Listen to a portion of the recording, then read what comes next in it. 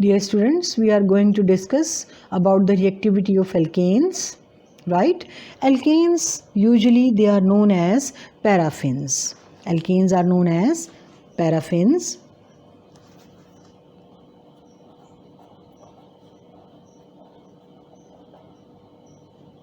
Paraffins.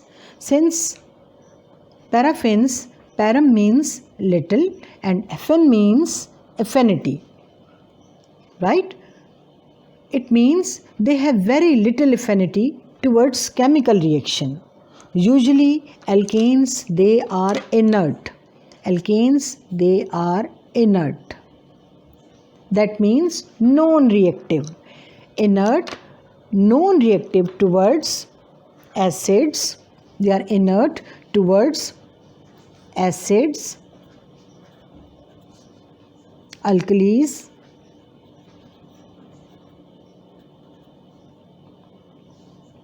oxidizing reagents,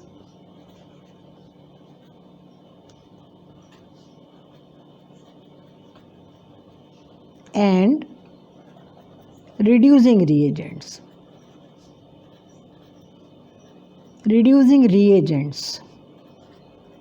Right? Under normal conditions. Under normal conditions,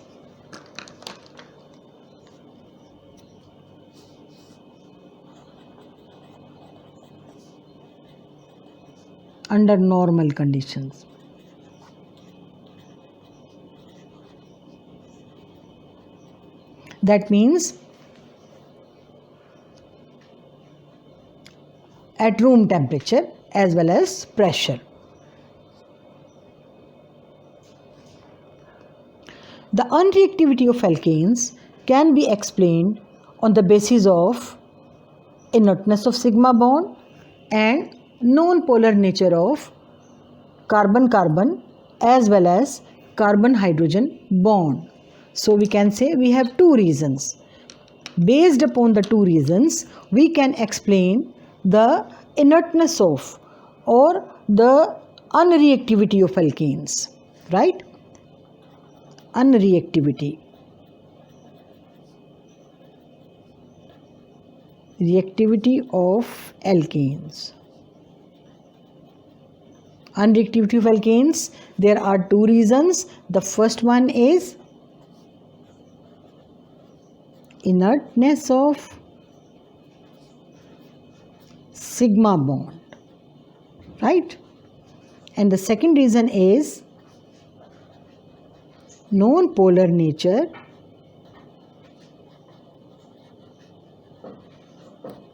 of carbon-carbon as well as carbon-hydrogen bond. These are the two reasons behind the unreactivity of alkanes at ordinary conditions. Now we'll study these reasons in detail. The first reason, that is inertness of sigma bond.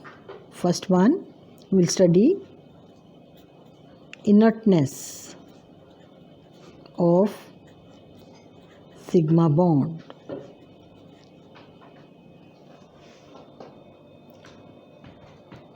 We know very well a sigma bond is formed by the head-to-head or end-to-end or linear overlap of partially filled atomic orbitals in such a way that the bonding electron density lies at the nuclear axis.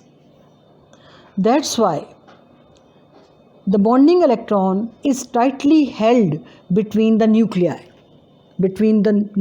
of both the carbon atoms.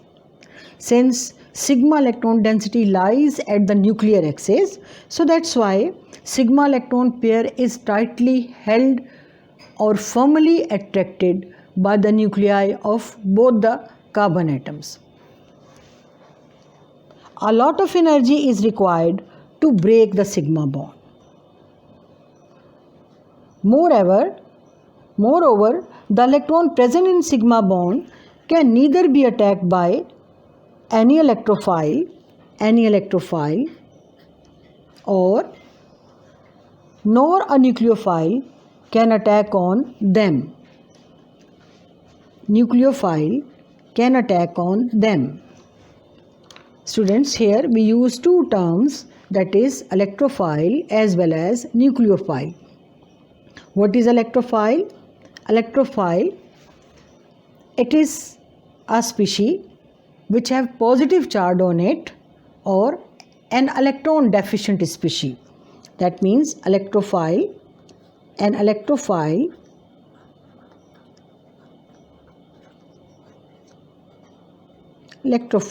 is usually a positive charge species.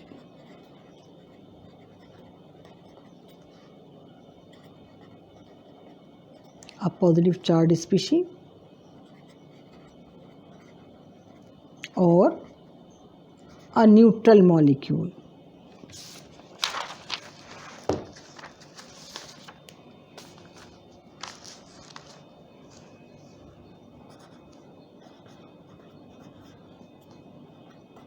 Neutral molecule which is deficient of electron.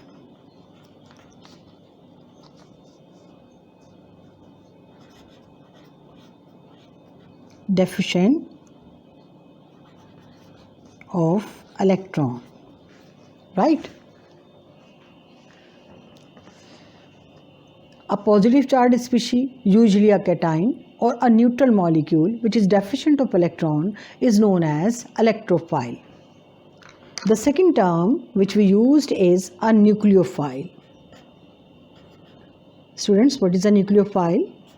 Usually it is a species which have negative charge on it, a species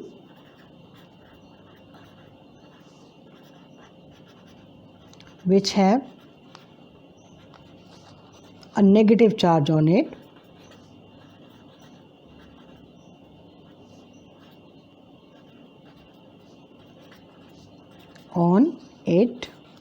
or an electron rich species, right? So alkane molecules are neither attacked by any electrophile or nor a nucleophile attack on alkane molecule. It means alkane molecules are, we know students, alkane molecules are non-polar molecules, right? So these reagents, they will find no reaction site within the molecule, right? So they will not attack on alkane molecule.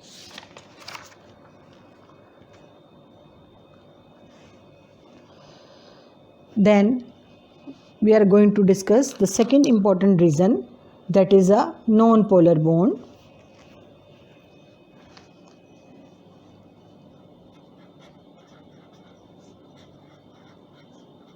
Non-polar bond.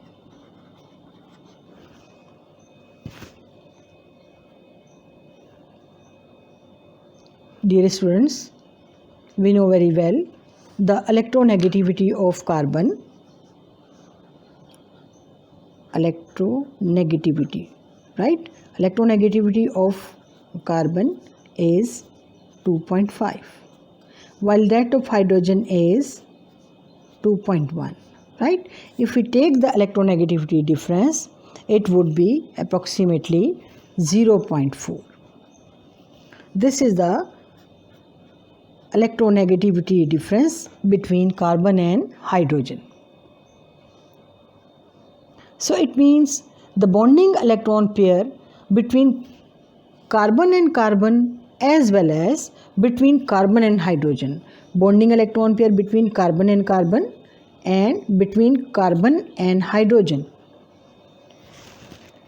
are equally shared, making them almost non-polar. Since the molecule is non-polar, right? So the ionic reagents, or we can say the polar compounds, such as acids, alkalis, oxidizing reagents, reducing reagents, they have no reaction with alkane molecules, right? So we can say ionic reagents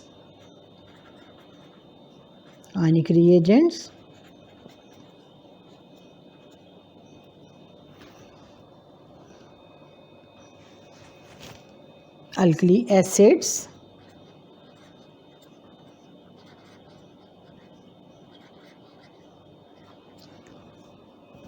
oxidizing reagents,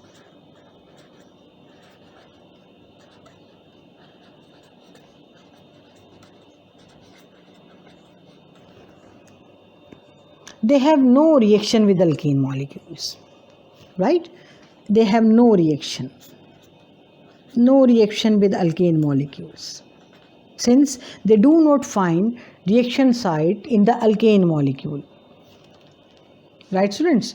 Now, however, by changing the conditions, we can carry out the two types of reactions in alkane molecules, right? So, we can say under suitable conditions,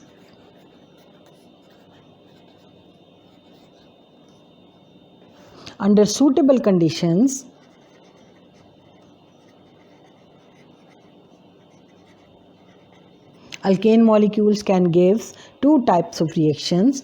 The first one is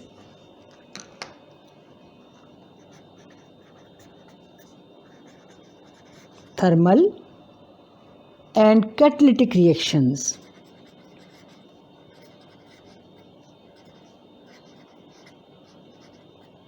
Catalytic reactions. And the second one is substitution reactions.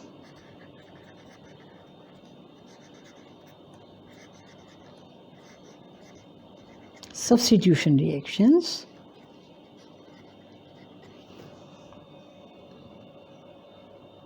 These reactions takes place at high temperature or on absorption of light energy through the formation of highly reactive species, which are known as free radicals. I hope this is clear, students.